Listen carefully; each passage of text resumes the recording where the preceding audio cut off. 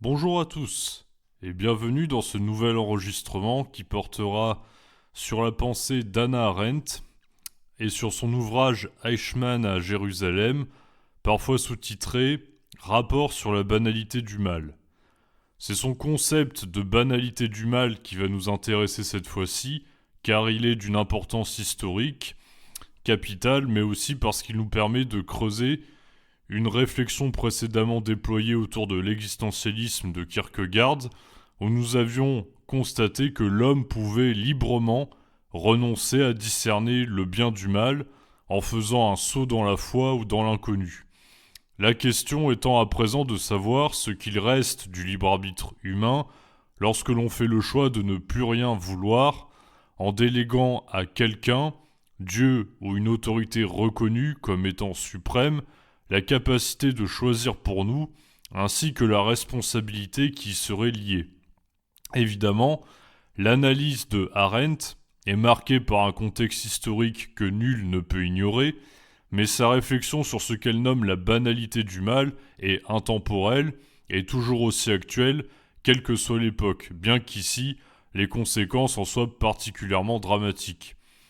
Concernant le contexte historique et l'objet du livre, dont je ne vais pas parler en intégralité, je vous encourage comme toujours à aller lire les livres directement si cela est susceptible de vous intéresser.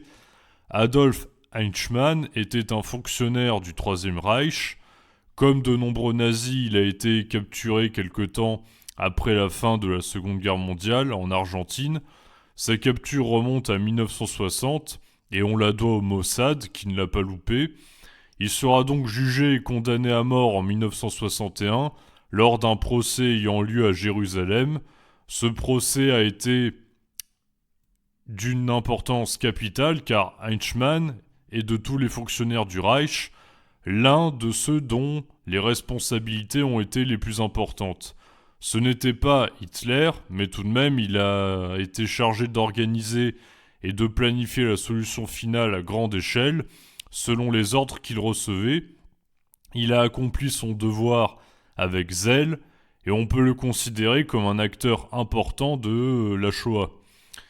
Il faut savoir que cet ouvrage de Hannah Arendt, qui décrit son procès et qui essaye de le comprendre, sans pardonner pour autant, il faut bien le préciser, cet acte de compréhension donc des actes de Eichmann a été victime de controverses dès sa sortie pour un certain nombre de raisons.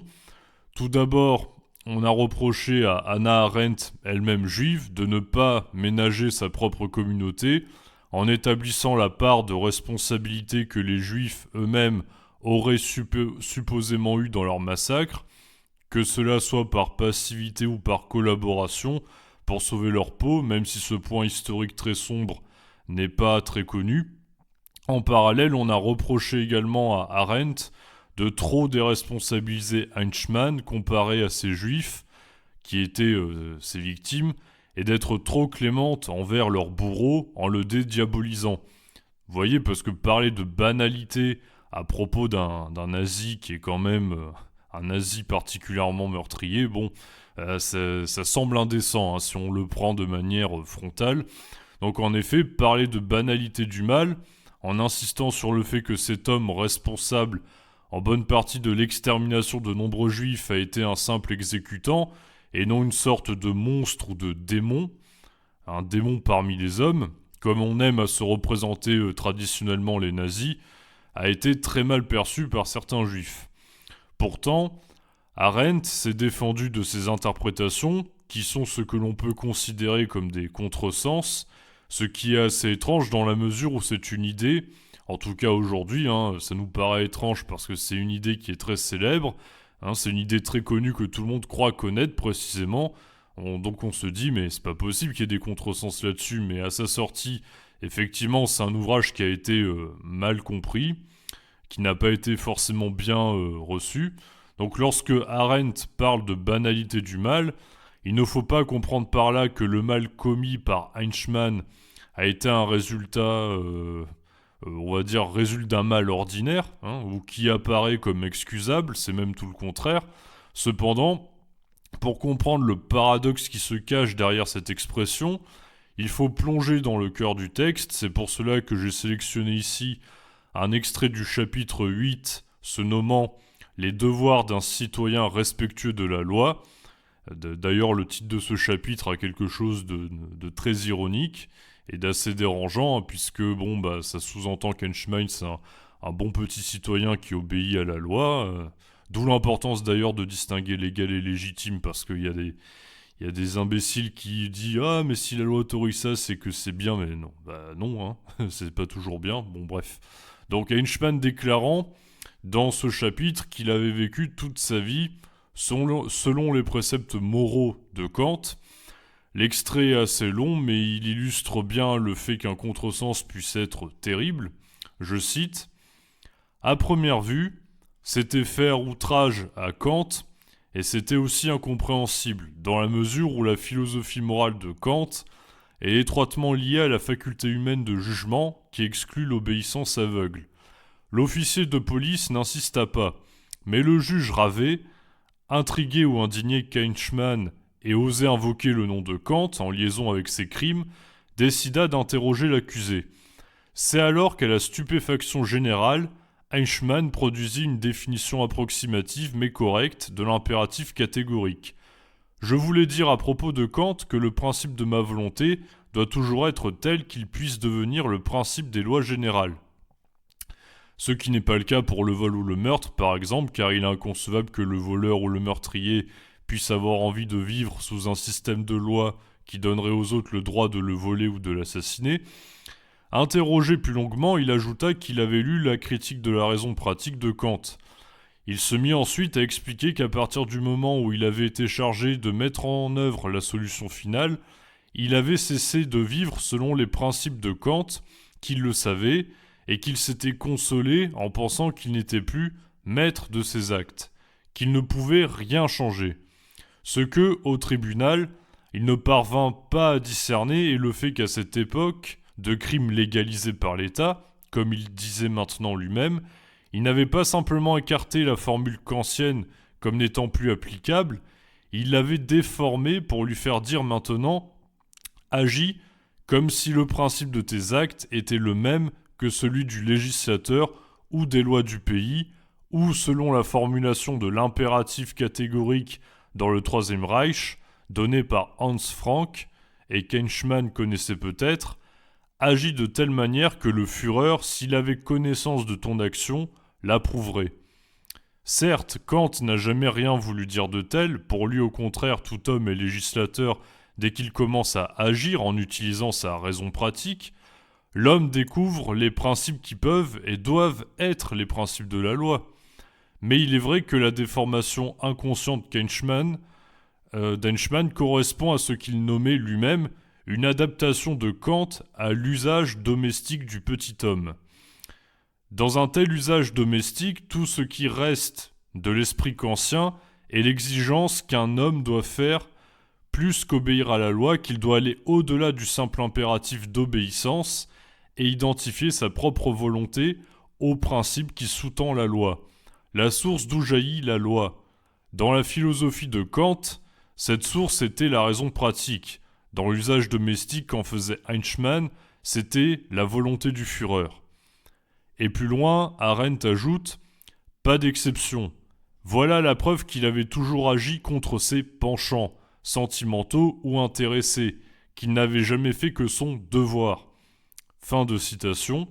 Cet extrait est intéressant mais aussi glaçant à plus d'un titre. En effet, selon Kant, la raison confère son autonomie à notre volonté.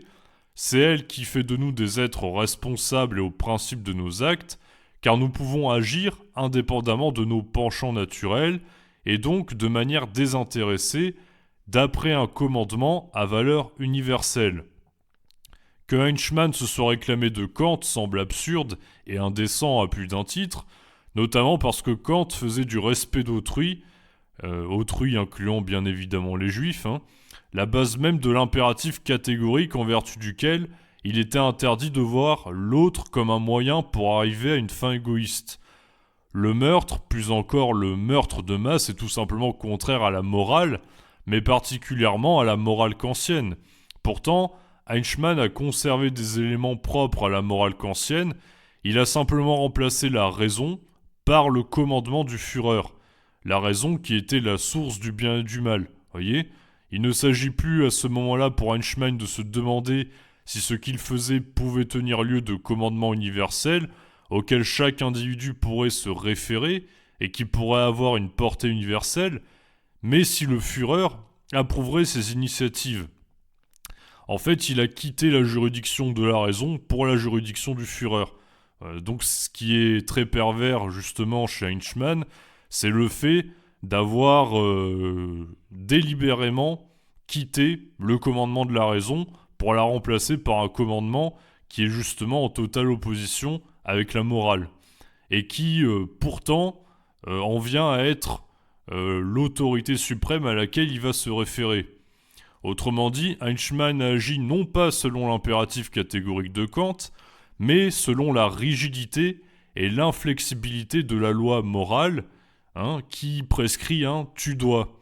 Ce devoir inflexible et devant à tout prix être accompli, quoi qu'il en coûte, étant ici l'extermination du peuple juif, extermination qui a eu lieu de façon désintéressée, et pas selon une haine viscérale qui pourrait être celle de Hitler justement, et qui pourrait constituer un motif pour Eichmann. Donc il a récupéré uniquement le « tu dois », il a exclu évidemment tout ce qu'il pouvait y avoir d'universaliste dans la morale kantienne, et il s'est dit si je dois, alors je peux, quoi qu'il arrive, toujours obéir aux ordres du Führer. Voyez ? Donc c'est en cela que Eichmann est banal, malgré le fait qu'il soit profondément mauvais. Il n'est pas habité par une volonté de faire le mal. Il n'est d'ailleurs habité par aucune volonté. C'est ça qui est incroyable. Il a renoncé librement à ce qui faisait l'autonomie de cette dernière. Eichmann correspond à une certaine banalité du mal, car il y a un contraste entre son apparence de petit fonctionnaire médiocre, nous dit Arendt, et les conséquences diaboliques et dramatiques de sa totale absence d'autonomie de jugement. C'est vraiment le contraste entre les deux qui fait d'Eichmann un paradoxe qui porte ici le nom de banalité du mal. Dans un extrait du procès d'Eichmann, lorsque le juge lui demandera s'il aurait été prêt à aller jusqu'à tuer son père pour servir le régime nazi, il dira qu'il l'aurait fait à la condition qu'il soit prouvé qu'il s'agisse d'un traître, ou plus simplement, si le Führer le lui avait commandé. C'est-à-dire que tout élément objectif, justement, disparaît, toute preuve matérielle et concrète disparaît. En tout cas, il y a quelque chose de supérieur, c'est l'ordre du Führer. Voyez ? Donc Eichmann illustre bien le fait que cet acte de foi qui exclut le contrôle et le discernement de la raison n'est pas un simple obscurcissement qui est susceptible de concerner le fanatique religieux, il peut aussi frapper tout individu qui place sa foi dans une autorité politique, autorité responsable d'un massacre de masse innommable. L'extrait suivant des déclarations d'Adolf Eichmann l'illustre, je cite « Je me suis dit, à quoi bon élaborer mes propres projets ? Je suis trop faible et sans pouvoir. Désormais, c'était la guerre, je ne ferai plus que ce qu'on m'ordonne de faire. J'ai éprouvé de la satisfaction en analysant ma situation au regard des conséquences de la conférence de Wannsee. À ce moment-là, je me suis senti vierge de toute culpabilité. Les personnalités éminentes du Reich s'étaient exprimées à la conférence de Wannsee. Les pontes avaient ordonné leurs ordres. Il me restait à obéir. Je déclarais, pour terminer, que déjà à l'époque, personnellement, je considérais que cette solution violente n'était pas justifiée. Je la considérais comme un acte monstrueux. Mais à mon grand regret, étant lié par mon serment de loyauté, je devais dans mon secteur m'occuper de la question de l'organisation des transports. Je n'ai pas été relevé de ce serment. » Fin de citation. On constate donc que de la même façon qu'une personne vertueuse au sens kantien qui serait tentée de faire le mal mais agirait sans le moindre affect en vue du bien, Eichmann, à l'inverse, pressent le mal de ce qu'il s'apprête à faire, mais le fait quand même, et ce de façon désintéressée, puisque lorsqu'on lui demandera s'il avait une haine particulière envers les juifs, il répondra par la négative. Aussi aberrant que cela puisse paraître, Eichmann n'était pas ce monstre assoiffé de sang, comme pouvait l'être un Klaus Barbie par exemple. Il était un petit fonctionnaire médiocre qui agissait ainsi parce qu'il le devait, parce qu'il recevait des ordres d'une autorité qui porterait la responsabilité des actes qu'il accomplirait par devoir envers cette autorité. Il agissait d'autant plus en vue du mal qu'il se sentait par avance déresponsabilisé. Voyez ? Toutefois, et c'est là le point décisif qu'il ne faut pas gommer dans l'analyse de Arendt, la banalité d'Eichmann, qui entre en contraste avec le mal qu'il a accompli, n'est pas sans dimension inhumaine, car dès lors qu'il a choisi de ne plus décider de ce qui était bien ou mal, à partir du moment où il a renoncé à juger de la valeur de ses actes, Eichmann avait fait le choix de renoncer à ce qui faisait son humanité. Notre capacité à déterminer ce qui est bien ou mal et à agir en conséquent. En réalité, derrière la banalité d'Eichmann, derrière sa profonde médiocrité et sa passivité à l'égard du mal, se cache un renoncement à toute humanité, et donc quelque chose de profondément mauvais dans ses conséquences. Si Emmanuel Kant avait considéré toute action intéressée et impure du point de vue des intentions comme un mal radical, un mal se situant à la racine de la volonté, et le diabolique qui serait le mal pour le mal, sans aucun intérêt particulier comme une fiction théorique, à l'extrême opposé de la vertu, force est de constater que le nazisme, ou toute forme de fanatisme, est encore ce qui s'en est le plus rapproché historiquement parlant. Je vous remercie pour votre attention, et je vous dis à une prochaine fois.